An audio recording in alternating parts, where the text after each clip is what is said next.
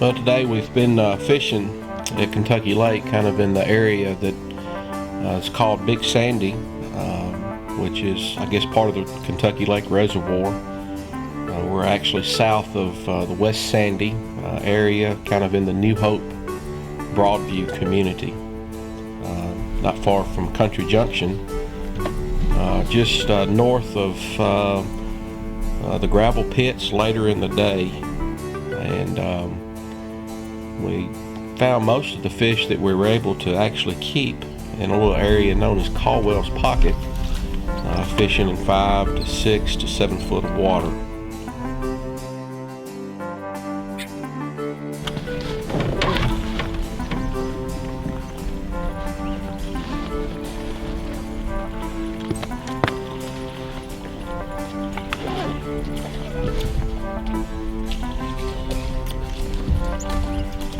You got one already.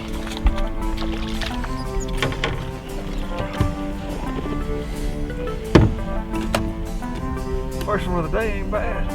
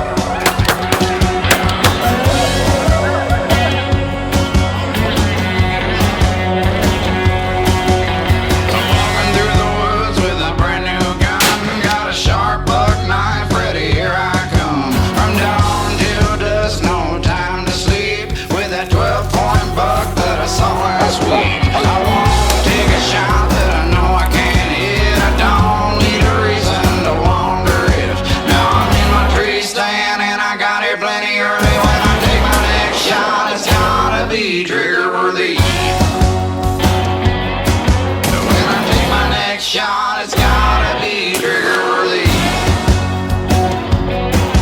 When you take your next shot, it's gotta be trigger worthy.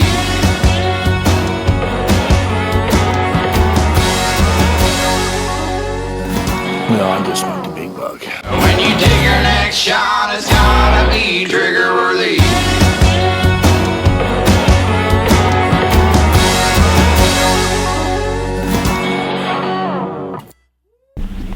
Alright, today we're long lining. Some people call it pulling. Out behind the back of the boat we've got, I guess, 12 poles out, and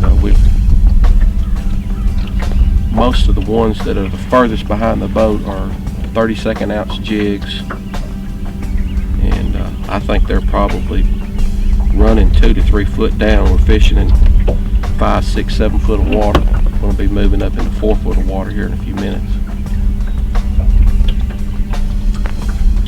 It's kind of the reverse of spider fishing. People who fish straight down, vertical. There's Todd catching, but catching. Got to set that hook, get him, bring him up right there. You're the man. All right, you will lift it.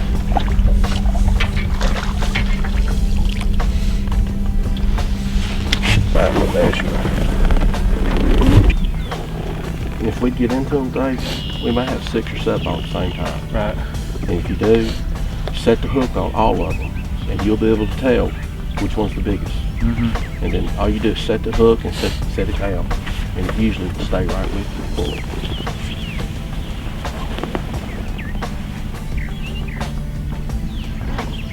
And I don't know what it is, but fishing like this, you can see my stuff a whole lot easier than I can, and I can see your stuff. So I'm watching here and here, and I may say 4, and you know it's the 4th hole. Mm-hmm.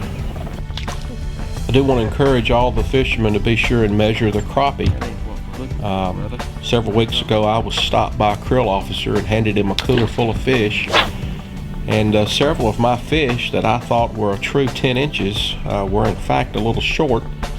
And the krill officer advised me that most of the little measuring devices that you can buy at the fishing stores that measure a 10-inch crappie, in fact, you end up measuring something that's a little short of 10 inches. And so as a good standard rule, I put about a 1/8 of inch mark above the 10-inch line, because as the krill officer explained to me, the fish actually shrink once you get them in the boat and have them in the live well or the cooler, whatever you use.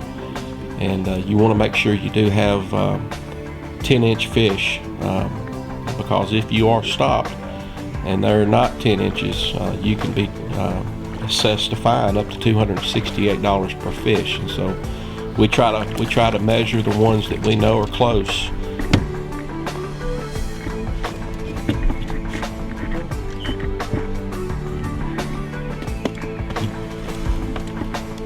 You the man. That's why we brought you.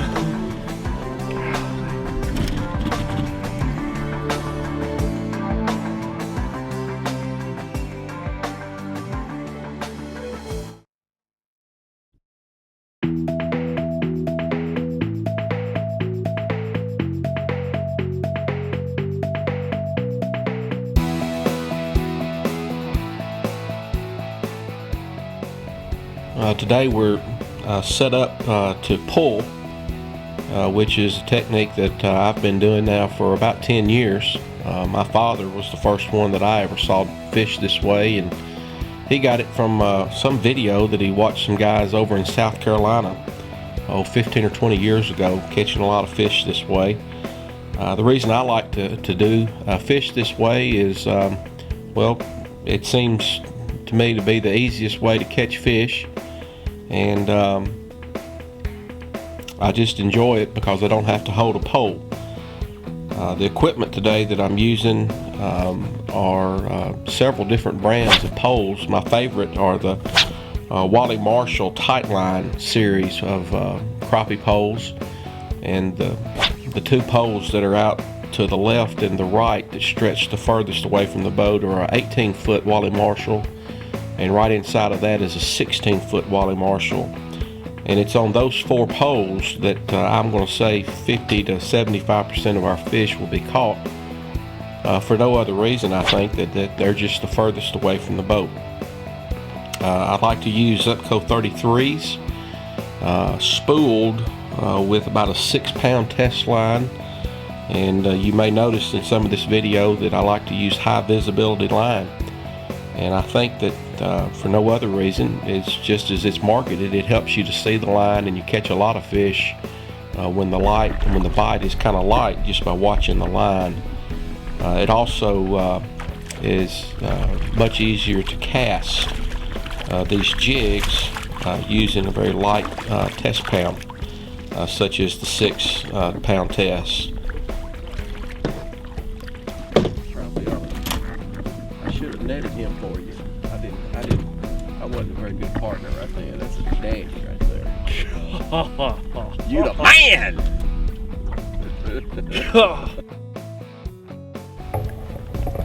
The jigs that we use 90% of the time are just little ponies, what they call pony heads.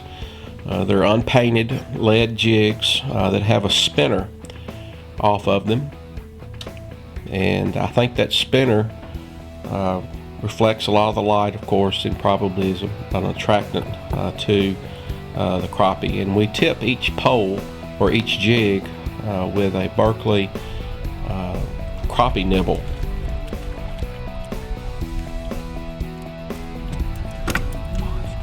Man, about time you start trying. You the man. He was deep, wasn't he? Yeah, I was deep. And I like to use the Chroma Glow, and really the white Chroma Glow is my best color and has been through the years of doing this. But I have a lot of friends that use the chartreuse and the yellow Chroma Glow as well, and they have a lot of luck with it.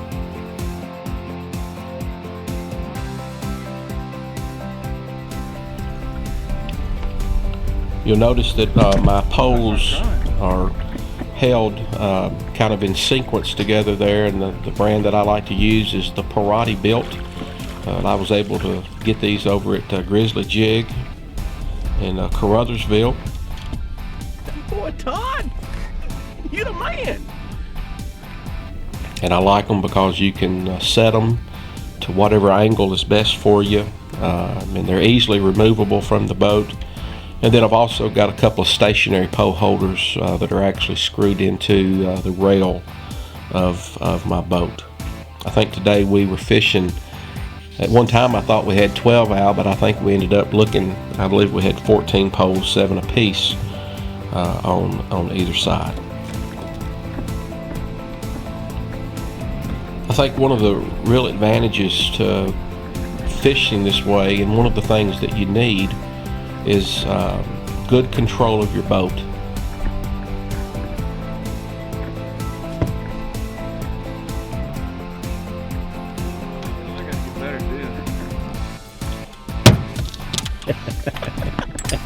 Knocked him out.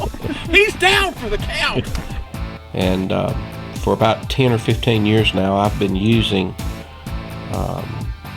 the Minn Kota trolling series motors that have the electric steer and variable speed.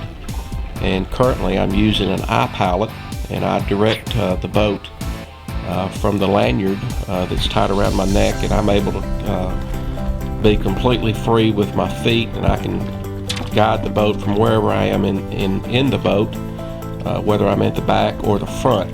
The advantage of this is that I'm able to set my speed that we are trolling, and today we're trolling anywhere from 1.10 or 1 mile an hour all the way up to about 1.3, depending on the depth of the water and the size of the jig that we're using. Put that in my boat. Don't touch me. It's a drummer.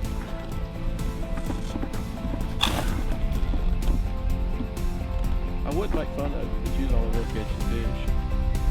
I'm able to set all of that on this GPS-driven iPilot, and it keeps me right in on that speed. I'm able to locate an area, record a track, stay with it, and so I really believe in the Minn Kota iPilot, and it's probably the biggest advantage that I have in this type of fishing.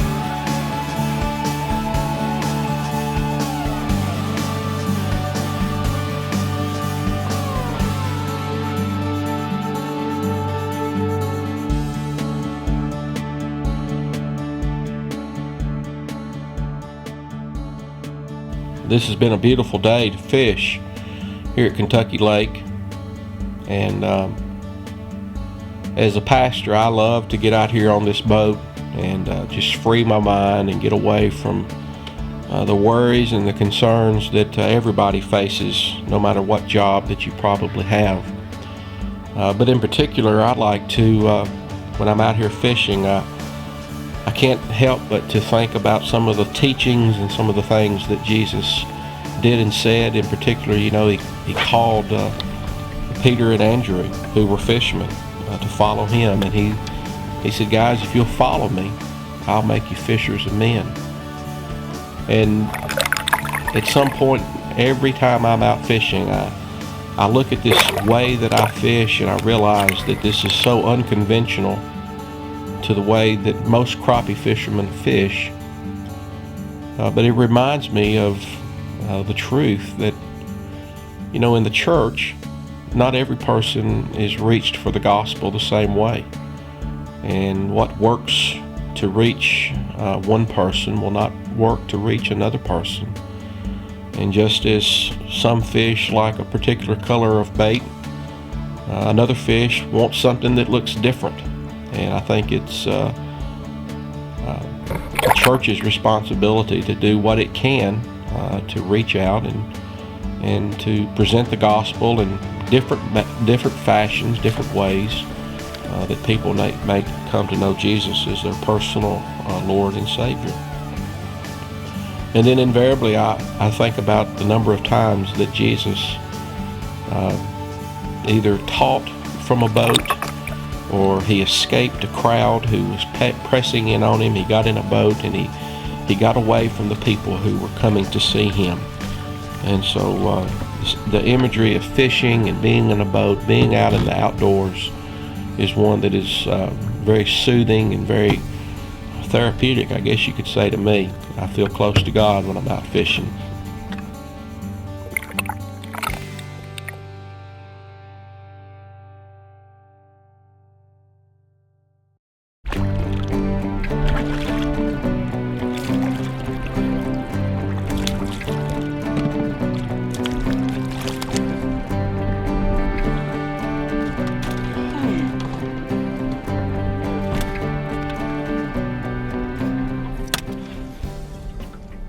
Well, Leroy, that's number 30. Whenever I have somebody fishing with me, the first question is, what are we trying to fish over? And contrary to spider fishing, where you're fishing on top of a brush pile or a mat and you're fishing straight up and down, I'm not looking for mats when I'm fishing this way. I'm usually fishing a flat, a creek channel, and really, to be quite honest, anything that's in the water that appears to be holding fish. I can mark them on my GPS whenever we catch 2 or 3 at one time, and I know for whatever reason there's something there holding fish, and we can get back to it. The majority of these fish that we caught today that actually were keepers, I'm going to say were caught in an area that's probably 50 yards square, and we just kept coming back to it. I would look on my sonar and my GPS, never found really what was holding the fish there, but it really doesn't matter. I just know that the fish were holding in this particular area, and every time we came through, we were catching fish.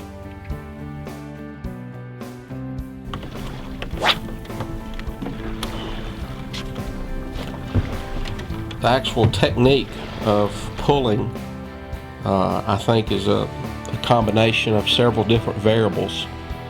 Through the years, whenever I have somebody fishing with me, I try to tell them that there are 3 or 4 things that we're trying to figure out as early as we can, and that is what speed is the best speed to pull at. As a general rule, the colder the air temperature, the slower we want to pull. And the next thing I'm trying to figure out is what depth are the fish holding at, and depending on where the fish are holding will depend a lot on the size of the jig that I will be pulling. Today we're pulling exclusively 1/32 and 1/16. Now we've got 2 that are to our left and to right that are fishing straight down, and I've got 1/4 ounces on them so that they stay right beside me and don't get up under the rest of my pole. My line's going back.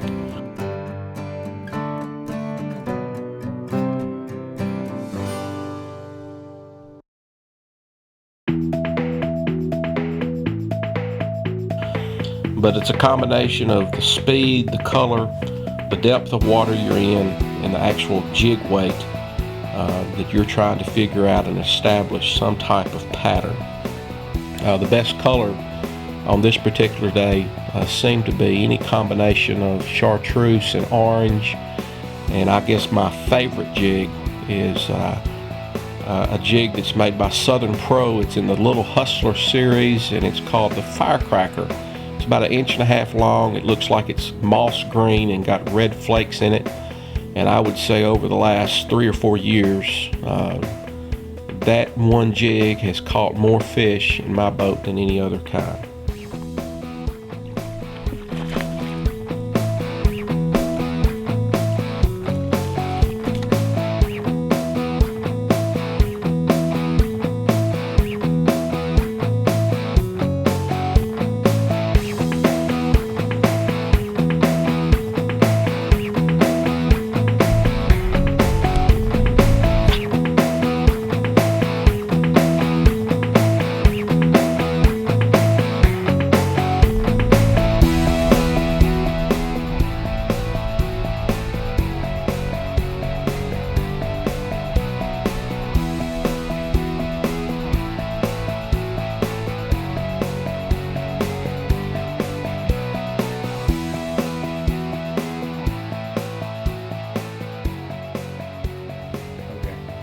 It's been a pleasure having Todd with me today, and I'll tell you, a lot of people kind of struggle the first time they fish this style with me, but he has picked right up, and he probably caught more fish than I did today.